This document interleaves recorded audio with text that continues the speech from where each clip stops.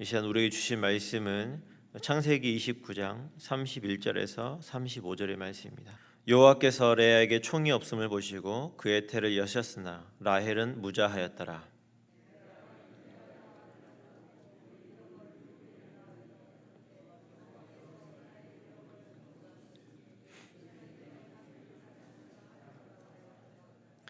그가 다시 잉태하여 아들을 낳고 가로되 여호와께서 나의 총이 없음을 들으셨으므로 내게 이도 주셨다 하고 그 이름을 시므온이라 하였으며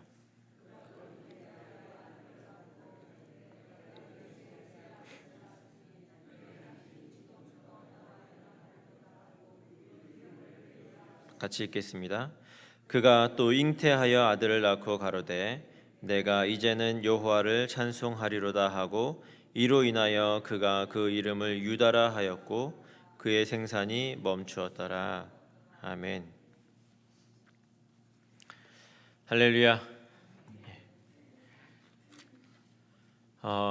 오늘 사실 제가 읽은 본문은 그 야곱의 그 자녀 출생의 시작점입니다. 사실은 이제 30장도 이게 쭉 저희가 다 보아야 되는데 시간 관계상 그렇게 다 할 수는 없고 이제 시작만 저희가 좀 맛을 보았습니다. 저도 9월달에 둘째를 낳으면서 이 출산하는 게 참 이 가정에 있어서 굉장한 중요한 일이라는 사실을 다시 한번 생각하고 깨닫습니다. 또한 이 자녀를 출산한다는 거는 저보다는 아내에게 있어서 여자에게 있어서 굉장히 특별하고 축복된 일이죠. 그런데 지금도 이런데 고대 사회에서 지금 우리가 읽은 이 창세기 이 시대에 이 여자가 자녀를 출산한다는 것은 굉장한 아주 중요한 그 여자에게 인생에 있어서 중요한 의미가 있었습니다. 고대 사회에서 여자에게서 출산은 말 그대로 축복이죠. 그런데 또 하나의 면은 이 고대 사회 여자의 출산은 그 여자에게 있어서 큰 위로와 힘이 되는 그런 일이라는 것입니다. 오늘 본문을 보니까 이 두 여자가 이 출산에 경쟁을 하고 있습니다. 오늘 본문을 이제 다시 한번 간단하게 한번 구성해서 보면 이렇습니다. 먼저 언니인 레아가 출산을 시작을 합니다. 4명의 아들을 낳습니다. 루벤, 시므온, 레위, 유다 이렇게 4명의 아들을 먼저 낳았습니다. 그러자 동생 라헬이 그의 언니를 시기하여서 자신의 시녀인 빌하를 남편에게 주어서 아들을 이제 낳습니다. 그게 단과 납달리입니다. 그러자 이제 레아도 이에 질세라 자신의 시녀인 실바를 남편에게 아내로 줍니다. 빌하, 실하 이렇게 이름이 좀 헷갈리긴 하는데 또 새로운 여자가 등장을 합니다. 그래서 두 자녀를 낳습니다. 갓과 아셀을 낳습니다. 이렇게 해서 경쟁이 굉장히 팽팽해졌습니다. 그런데 이제 레아의 출산으로 다시 이제 그 출산 경쟁에서 이게 레아가 그 우위를 잡았죠. 그래서 라헬이 이 레아에게서 합판체라는 것을 값을 주고 얻어서 그 권리로 남편과 동침을 하고 출산을 하게 됩니다. 그래서 낳은 것이 일사걸과 스불론을 낳게 됩니다. 그리고 딸을 한 명을 낳죠. 레아가 딸을 한 명을 낳는데 디나라는 딸을 낳습니다. 이렇게 해서 이제 레아는 출산이 여기서 맞춰지게 되고 그 후에 하나님께서 라헬을 이제 생각을 하셔서 라헬로 하여금 출산을 하게 하시는데 그게 오늘은 아니죠. 30장의 이렇게 끝에 보면 요셉이 태어나게 됩니다. 자, 이렇게 해서 오늘 이 30장의 본문의 그 출산 경쟁은 끝이 나지만 실제로 이스라엘의 그 마지막의 지파인 베냐민은 나중에 35장을 보면 이제 출생을 하게 돼서 이 모든 출산이 이제 맞춰지게 됩니다. 자, 그렇다면 이 두 여자의 이 출산 경쟁이 도대체 우리에게 무슨 얘기를 하고 싶은 걸까요? 어떤 의미를 갖는 것일까요? 첫 번째로 두 가지 정도 생각을 해볼 텐데요. 첫 번째로는 이 출산 경쟁이 우리에게 주는 의미는 첫 번째로는 생명은 하나님께 있다는 사실을 우리에게 보여준다는 것이죠. 증거한다는 것이죠. 레아와 라헬을 비롯한 오늘 본문에 나타난 모든 그 여성들은 하나님께서 허락하시면 출산을 할 수가 있었습니다. 다른 이유가 없었습니다. 우리가 성경을 보면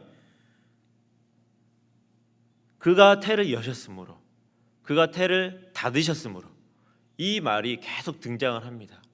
그러니까 태를 열면 출산을 할 수 있었고 태를 닫으면 더 이상 출산할 수 없었습니다. 성경은 모든 생명이 주님께 달려 있다라고 말씀합니다. 요즘에 결혼하는 부부들 중에 노산이 절반 정도가 50% 정도는 노산이라고 해요. 그러니까 절반 정도는 결혼한 부부들 절반 정도는 아이를 굉장히 늦게 낳는, 늦은 나이에 낳게 된다는 것입니다. 그래서 불임이 점점 늘어나고 있고 그 불임으로 인해서 이 발생하는 사회적 비용이 많이 이제 증가하고 있다라고 이렇게 뉴스에서 얘기하는 것을 들었습니다. 저도 첫째 아이를 35살에 낳았고 요번에 둘째를 38에 낳았습니다.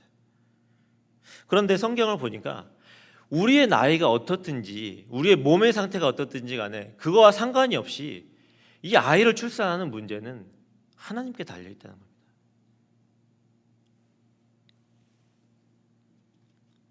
여러분, 생명의 주관자는 우리 하나님이십니다. 하나님께서 이 가정에 자녀를 주시겠다라고 생각하시면 어떠한 경우에도 그 가정이 하나님의 그 뜻으로 인해서 자녀를 가질 수가 있는 것이고, 만약에 하나님께서 그 태를 닫겠다라고 생각하시면 어떠한 경우에도 자녀를 가질 수가 없는 것이죠. 여러분, 생명은 하나님께 달려 있습니다. 그러므로 우리가 자꾸 이 생과 사에 대해서, 죽고 사는 문제에 대해서 너무 그것에 고민하고 근심하고 걱정할 필요가 없다는 것이죠. 여러분 얼마나 많이 그 우리가 죽고 사는 문제 생각을 하고 계십니까? 아마 저는 잘 모르겠어요. 나이가 들어가면 들어갈수록 아마 이 죽고 사는 문제가 더 고민이 깊어질 것 같아요. 그러나 여러분, 그것에 너무 마음 두지 마시기 바랍니다. 하나님께서 우리에게 중요한 것은 죽고 사는 문제보다는 사실은 어떻게 사느냐, 이것이 우리에게 더 중요한 문제입니다.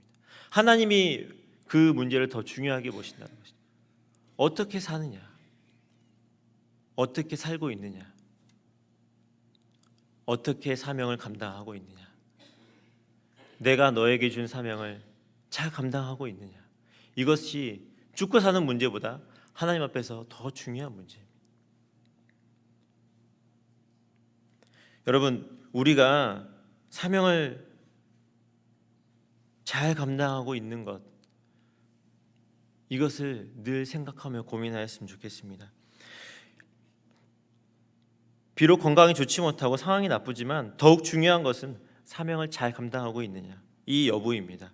그러므로 생명은 주님께 맡기고 생과 사의 문제는 하나님께 달려있다 그랬으니까 그 문제는 주님께 맡기고 우리 각자의 사명을 우리에게 주어진 그 사명들을 최선을 다해서 감당하십시오. 여러분, 오늘 하루 어떻게 살지, 어떻게 먹을지, 어떻게 즐길지에 대한 생각을 잠시 내려놓고 주님께서 나에게 주신 이 사명을 내가 잘 감당하고 있는지를 생각할 수 있는 여러분과 제가 되기를 바랍니다. 이것이 생명의 주관자라고 말씀하시는 그 하나님의 그 뜻입니다. 두 번째로, 이 두 여성의 출산 경쟁이 우리에게 주는 의미는 두 여자의 이 경쟁이 사실은 이 야곱의 이 집안의 굉장히 창피한 부분 아닙니까? 객관적으로 보면 여러분, 이 집안의 분위기가 편안해 보이십니까? 옆으로만 우리가 들여다만 봐도 굉장히 불편하죠. 야곱의 집안이 조용하지가 않아요. 처음엔 두 여자가 경쟁을 했지만 나중에 이제 두 명이 더 늘어나서 4명이 경쟁을 하고 있는 거예요. 사실은 얼마나 불편하고 서로가 평안할 수 없는 그런 집안의 분위기입니까? 그런데 이 야곱이 누구죠? 이 야곱이 집안이 어떤 집안이죠? 아브라함의 후손입니다. 믿음의 자손이라, 믿음의 사람이라는 이 아브라함의 후손이에요. 약속의 자손입니다. 그런데 굉장히 이 집안이 불안하고 이 약점이 큰 그 약함이 이 집안 안에 있었습니다. 그런데 결과적으로 보면 이 두 여자의 출산 경쟁으로 인해서 결과적으로 하나님께서 계획하신 12지파가 완성이 됩니다. 비록 두 여자는 경쟁적인 심리로 자녀를 출산을 했지만 결과적으로 그것으로 인해서 이스라엘 나라의 태동이 되는 12지파가 완성이 되게 되는 것이죠. 이것은 무엇을 의미할까요? 하나님은 우리의 약점까지도 사용하시는 분이라는 사실입니다. 그분은 우리의 약함을 강함으로 만드시는 분이십니다. 여러분, 우리의 약함이 많죠. 여러분도 약점이 있고 저도 약점이 많아요. 근데 그 약점이 결코 우리를 실망하고 넘어뜨리게 해서는 안 된다는 겁니다. 왜냐하면 하나님께서는 그 약점을 강함으로 만드시기 때문에 그렇습니다. 하나님은 우리를 바라보시면서요, 우리의 약함을 바라보시고 우리의 연약함을 바라보시면서 왜 너는 그거밖에 못해? 왜 너는 그렇게 약해라고 결코 말씀하시지 않습니다. 오히려 하나님은 우리를 향해서 이렇게 말씀하시기를 더 좋아하세요. 그 약점 나한테 가지고 나와봐. 좀 그 약점을 가지고 내 앞으로 좀 그것을 가지고 나와봐 라고 말씀하시는 분이 하나님이십니다. 그리고 그 약함을 내가 어떻게 들었는지 좀 보렴, 이렇게 말씀하시는 것입니다. 여러분, 주님은 우리가 스스로의 약함을 주님께 가지고 나오는 그 모습을 굉장히 기뻐하십니다. 아이가 부모에게 도움을 구하는 것이 부끄러운 일이 아니잖아요. 마찬가지입니다. 우리가 하나님 앞에 우리의 약함을 가지고 나오는 것은 결코 부끄러움이 아닙니다. 그리고 하나님은 우리가 부모가 아이의 그 도움을 도와달라고 말하기를 기다리는 것처럼 우리를 기다리고 계세요. 도와달라고 말해주기를 기다리고 계세요. 하나님은 우리가 우리의 약점을 주님께 가지고 나오기를 원하십니다. 여러분의 약점은 무엇입니까? 오늘 이 시간 주님께 그 약점을 한번 고해 보십시오. 하나님, 나는 이러이러한 부족함이 있고 약점이 있습니다. 그러나 하나님, 그 주님께서 이것을 들어 사용해 주십시오 라고 이렇게 우리 두 손을 들고 이 시간 나아가셨으면 좋겠습니다. 말씀을 맺습니다. 생명의 주관자 되신 하나님을 반드시 기억하십시오. 생명과 사망은, 죽고 사는 문제는 하나님께 맡기십시오. 그 염려를 맡기시고 하나님께서 우리에게 주신 사명을 잘 감당하고 있는지를 더 깊이 생각해보고 고민하는 여러분과 제가 되었으면 좋겠습니다. 또한 우리의 약함을 통해서 일하시는 하나님을 기억하십시오.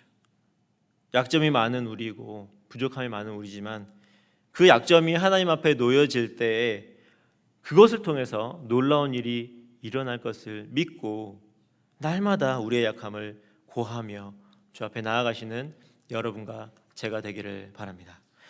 이 시간 같이 한번 기도했으면 좋겠습니다. 우리가 함께 나눈 말씀을 가지고 첫 번째는 생명의 주관자요 우리의 약함을 통해서 일하신 하나님이 오늘도 우리의 삶 가운데 오셔서 역사해 달라고 기도했으면 좋겠고, 두 번째는 우리 교회를 위해서 담임 목사님과 당의원들과 교육자를 위해서, 특별히 또 연말을 보내면서 우리 교회가 한 해 동안 우리에게 주신 은혜들을 감사하며 새로운 또 한 해를 맞이하며 준비하는 이 시간 될 수 있도록 교회를 위해서 기도했으면 좋겠고, 세 번째로는 환우들을 위해서 또 우리 조국과 이 나라를 위해서 우리가 이 시간 같이 합심해서 기도했으면 좋겠습니다. 같이 한번 기도하시겠습니다.